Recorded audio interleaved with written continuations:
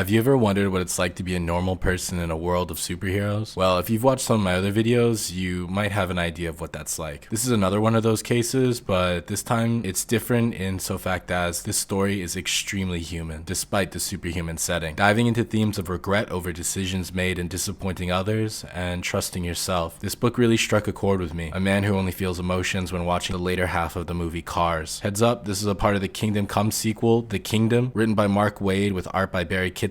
This is The Kingdom, Planet Krypton. A big thank you to SANAT Anand, who sent in an email recommending this book. So without further ado, let's get into it. The story opens up with our main character, Rose D'Angelo, signing on for a job at a superhero-themed restaurant chain owned by our very own Michael Carter. Booster Gold. And at the same time, we see a flash of a wedding ring. We hear Booster Gold talk about how he is now less of a crime fighter and mostly just a businessman. She's handed her costume, which is a Supergirl one, and then we cut to the restaurant. She's been working here for about 6 months, and now we see her coworker, Captain Marvel. He's taken a dish away from her to serve at his table. What an asshole. We see how busy she is at her job because honestly, waiting tables isn't fun. It's hectic and tiring, and knowing that she lives in America and needs tips to survive doesn't help. Another coworker, the Flash, then asks her out. She asks for time to think about it, but later we see the Flash gossiping with Aquaman and Wonder Woman. They say to him that he can do better than Rose. The whole time she can hear their comments while we get another flash from her past, seeing a man propose to her as her family watches through a window. Cut to the restaurant closing now. We see Rose hide inside as everyone leaves, including Booster. We then see her alone, surrounded by phantoms of heroes from other worlds. It's like some Ghostbusters shit. They don't see her, but she notices them. Also, shout out to the Batman from In Darkest Night, so we know that she's seeing heroes from other universes, because that's not a mainline hero. She narrates how, as a citizen of Metropolis, none of this is really super surprising, having seen Doomsday and Mr. Mxyzptlk. She goes on to say how seeing the phantoms make her feel safe and comfortable. She feels that they're there for a reason, like they want to tell her something. We then get to see more into her personal life.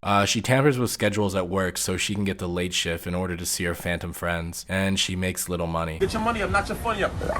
But the money that she does make is sent back to support her mother. This is immediately followed by seeing another flash to the past, showing the man who proposed angrily walking away as Rose's family rush out onto the porch. But anyways, back to the present. Rose is now at a laundromat washing her costume when the Wonder Woman waitress walks in. Her name is Vera, another coworker. She asks Rose to switch her shift with someone. Rose is hesitant, but Vera says that their coworker needs the time to take care of his brother. Why does his brother need taken care of? Because this is the late 90s and he has AIDS, and AIDS was a big topic at the time. Later we see Rose back at work thinking to herself about her coworker and his brother because Rose's uncle is gay. She doesn't have much more to say about it, and this is a comic from the late 90s, so the AIDS epidemic was still going on unfairly, stigmatizing homosexuals. Anyways, Rose then thinks to herself about her other coworkers, even the ones who are rude. We learn that each of them have their own personal struggles in life, just regular people with complex lives. Asshole Aquaman helps homeless shelters by giving food after work every day. Green Lantern is a volunteer firefighter. Black Canary is a single mother of 3, and this guy I don't recognize is a recovered addict. She compares this to having secret identities, but she doesn't get more time to think as a customer starts to hassle her. Later that night she sees more phantoms. She's speechless as she gazes upon their presence. She specifically mentions seeing super muscular bodies in skin-tight costumes. She then attempts to speak to them as she believes that they're waiting for her to tell her story, and after that they may speak back. Her story goes like this. Her father worked at LexCorp and got laid off several times. He then died later, and their family couldn't get the life insurance. Apparently that was a whole long story and they were screwed out of it. Rose began dating this guy named Mitch for half a year. She enjoyed the attention, but sadly she just didn't feel the spark. He was an entrepreneur that people assumed would become rich, so her family loved him because he was always promising them things. He was their ticket to a better life, apparently. And one day he proposed to Rose, to which she said no.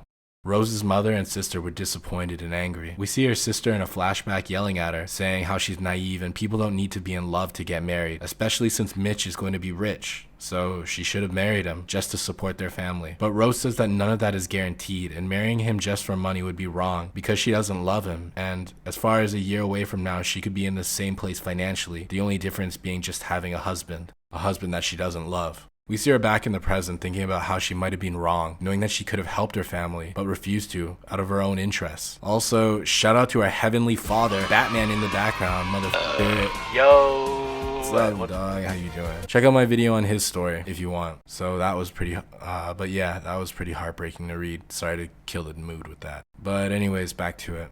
A cook then gives her food to bring to Booster's office. She goes, but as she is bringing the food, she can hear Booster on the phone with Batman. He says that he's been seeing ghosts in his restaurant and asks Batman to come solve it because, you know, world's greatest detective. Nervous about her involvement with the ghosts, Rose rushes back to work. But cut to late at night. Rose is waiting to catch a glimpse of the bat, and together with her, we see him arrive. Batman goes around looking for clues. He inspects some rocks in a display case at the restaurant that are painted to appear as kryptonite, and then he turns around to see the phantoms. He starts to look harder at one in particular. As he faces it, he recognizes her. He speaks her name, Kathy.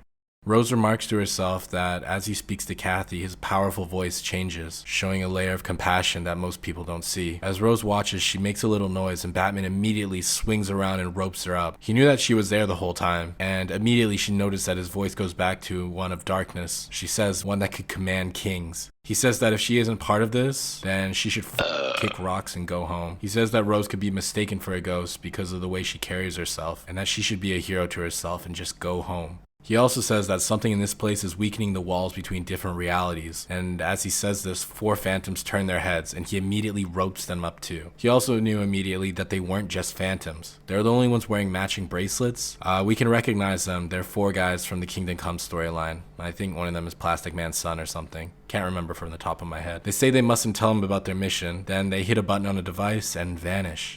Also, this panel had a surprise for me as well. As a DC fan, I didn't realize until now that Hawkgirl has a nice pair of beach balls on her. God damn! Jesus Christ. Barry Kitson snapped on this one. Take a look at this. Jeez Louise. But anyways, as the 4 vanish, the phantoms start to vanish as well. Batman signals over comms to Superman that they have a situation. Batman unlocks the door for Rose, then he disappears before she can ask him anything. Once more, Rose is all alone. But she spots one more phantom right before it slips away.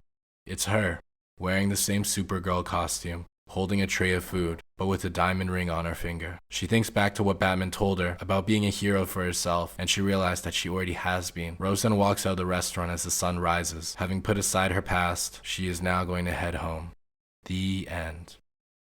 Damn, this motherfucker hit the spot. Right there in the amygdala, major processor of emotions in the brain. I almost cried. Kingdom Come is one of the greatest DC stories ever, and even without Alex Ross's art, Mark Waid delivered another story that hits just as hard. Dare I say, even harder. The art overall is serviceable, but it made me realize how I love the 90s comic book art style. SANAT in his email to me said that he liked this comic because of how human it feels. The feelings of regret going against other people's opinions and following your own heart. I couldn't phrase that any better, despite actually rephrasing the sentence that he sent to me in the email, which is a bad habit, I know. I'll stop when I can, you know? I don't do it on purpose. I couldn't recognize any of the heroes from other worlds except these 2 Bat Boys, so leave a comment if you recognize any of these people. As for the rest of the Kingdom storyline, let me know if y'all want to see it, but anyways, my Discord is still thirsty for engagement. We want you on some US Army recruitment type shit. Join up, links in the bio. But anyways, thanks for watching. Cheers. I won't lie, I think you mine. She fall in love, wanna do it again. I saw you shining now, I want your